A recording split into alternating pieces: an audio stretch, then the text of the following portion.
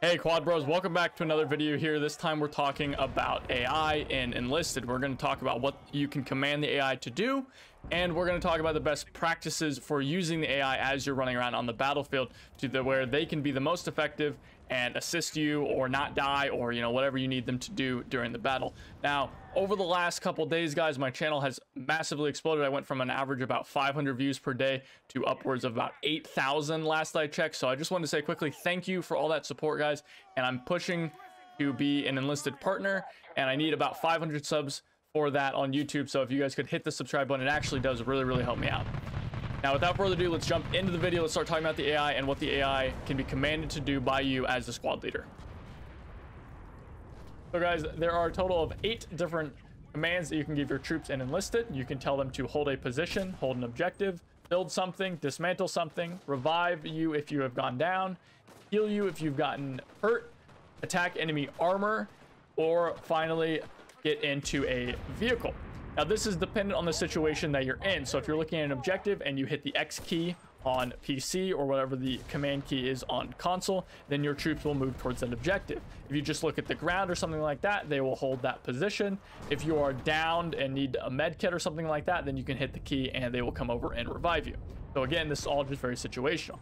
Now, when you're running around with your squad, you can also press the V key to mark things, and your infantry will actually look that direction. This is somewhat effective. It's kind of hit and miss. Sometimes they like to look that way, and sometimes they like to just look at the ground and start eating dirt because the AI is super dumb. But sometimes it can be effective to mark something, and then hopefully the AI will start shooting it. At worst, you mark some enemies for your team to shoot. So keep that in mind.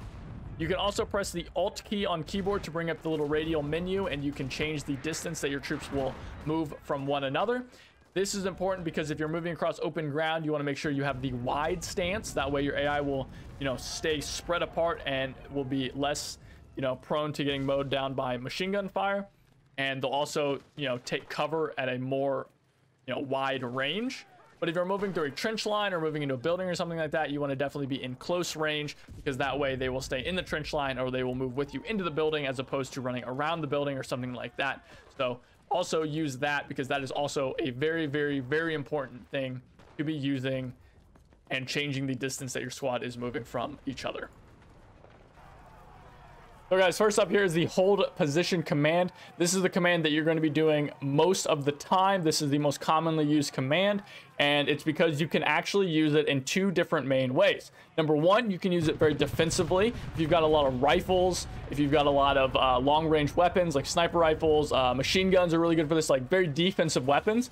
You can tell your AI to hold a position, maybe behind like a low wall or something like that, and they will get down behind the cover, and they will actually pretty effectively, crouch up and down and fire outward, and use the cover around them in a really effective way. And they can really put down some good fire and get a decent amount of kills, doing this.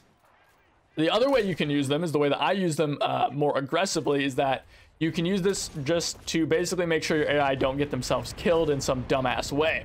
So what I like to do is I'll run up to an objective, and then I'll plant my AI kind of near the objective, off to the side, maybe underneath like a ridge, or, in a building kind of tucked away somewhere. And then as I die, running into the objective, I'll switch to my other AI who are fresh troops and then move in with my new knowledge of the objective. So, you can do a lot of damage that way as well, playing more aggressively. And that's kind of where I think that most people should be playing it. But I recognize that some people want to be more defensive and build a lot of sandbags and stuff like that. And that can be really effective too, because your AI is very good at using sandbags, effectively. So guys, next up here on the list is the hold objective command. Now what this basically does is you look at an objective, you hit the X key, the command key, whatever it is on console, and your AI will move towards that objective. Now, if you don't control the objective, they will move in and try to clear out the enemies on the point. And if you do control the objective, they will move in and they will kind of fan out around the objective. Now, in my personal opinion, I don't really think that many people should be using this, in the same way I don't think many people should be using a lot of the commands on this list. But regardless, it is something that you can do. It's fairly effective at attacking. I don't like using it defending, because a lot of times whenever you defend and use the defend command, it doesn't really work. They don't fan out the way that they should, and they end up just kind of getting murdered by a grenade because they're all sitting in one kind of like room or something like that. So I really don't like using that. I prefer, you know, putting the AI off to the side somewhere, as opposed to telling them to attack or defend the objective. But nevertheless, you can do this, and it can be somewhat effective if you'd rather them just kind of spread out. And certain objectives kind of cater more towards this. Bigger open objectives are normally a little bit better, like the A objective on Ruins of Vo with the plane. That's a pretty good objective to tell your AI to go and hold, because it's really open and there's a little bit of cover that can kind of maneuver around. So that can be effective. But like a building or something like that, like the cathedral on Ruins, not a good point to tell your AI, because they will just kind of like sit in the open and get mowed down. So keep that in mind whenever you're using this command. So guys, next up here is the build/dismantle command. So if you have multiple engineers in your squad, you can put down a blueprint, and then you can command the other engineers in your squad to start, you know, building up whatever blueprints you put down. This can be effective if you want to build up a bunch of defenses really quickly, but also keep in mind that the AI is kind of dumb, and a lot of times will just kind of like have really bad pathfinding, where they just kind of run around and don't really help you build things the way that you want them to. So, you know, a lot of times just be prepared to build whatever you put down yourself, and keep a little bit of an eye on them, because they like to just pull out their gun and shoot some enemy that they see, like, you know, across the entire map or some garbage like that.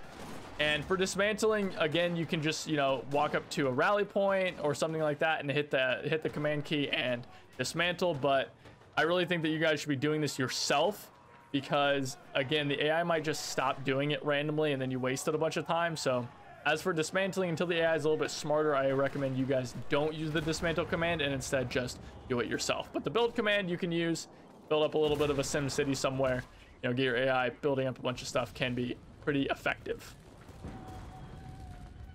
Now for reviving, guys, so this is a really quick and simple one. If you go down, you can actually hit the X key and have an AI come over and revive you. And this is actually kind of interesting, because you now with the backpacks can give like one of your soldiers like a big backpack and then fill it with medkits, and then you kind of have like a little medic guy run around with you. And you know, it's kind of interesting, right? And if you get revived by a teammate, you actually will get revived faster than you otherwise would if you picked yourself up. So keep that in mind. If you go down to kind of a safe place, like you're shooting out of a window or something like that, and you get downed, you can have your AI come over and revive you very quickly. Similar to reviving, you can also give the command to heal your troops if you've gone down. The way you do this is by holding the Alt key on PC and scrolling over to the heal me button. Now you can only do this if you've actually taken damage.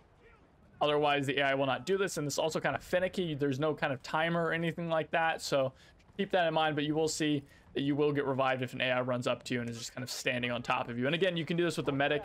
You know, maybe you give your medic, you know, faster medkit usage, and also give them like more health regen from medkits. And then you got like a little medic guy that can come over and heal you guys up all the time, which is pretty neat in my opinion. But hopefully they fix the AI pathfinding a little bit and clean it up. And then this will actually be a lot more useful than it is in its current state. Second to last on this list, guys, is attacking armored targets. This will be really short, because the bottom line is don't do this. Don't use this command, because it's really finicky with being able to command your troops in the first place to do it, and it just doesn't work. Like you can see in this clip here, I'm sitting here telling my troops to shoot at this. I've got a bomber in my squad. We've got AT supplies with the explosive packs, and they just kind of don't do anything. If you want to take down a tank and you're close enough in that distance, you should just switch to your bomber or your explosive pack soldier and then kill it yourself, because this doesn't work. And even if it did work, I highly doubt the AI was skilled enough to actually do this effectively. So just don't worry about this command. It doesn't work right now. Maybe in the future they will patch it and make it better, but as it stands right now, just act like this command doesn't even exist. Finally, guys, there is the control vehicle command. This is basically completely irrelevant for whenever you are infantry, because your AI will get into a vehicle that you're in anyway. So don't worry about it if you're infantry. When you're in a tank, it can be pretty useful, because if you jump out, your whole squad will jump out with you. But you don't want that, because then they could just get gunned down by someone across the map. So what you want to do is you want to jump out of the tank and then immediately hit that control vehicle button to make them jump back into the tank. And then that way, if you do get killed, you don't have to worry about your whole squad getting killed. You just lose one crewman, and then you can, you know, kill the guy that killed you, and then jump back out and finish your repairs or something like that. So keep that in mind. When you jump out of the tank, just immediately hit that command key, make them jump back in so they don't get themselves killed like idiots. So guys, those are all 8 commands for your soldiers in Enlisted. Hopefully you learned something from this video, and if there's anything I missed, like some tactic you've used with your AI in game, let me know down in the comments. And remember, I do stream over at twitch.tv/HeyQuadro, so you can come over and hang out with me there. And you can also join the Quad Bros Discord by clicking the link in the description. Thanks for watching, guys, and I'll see you next time.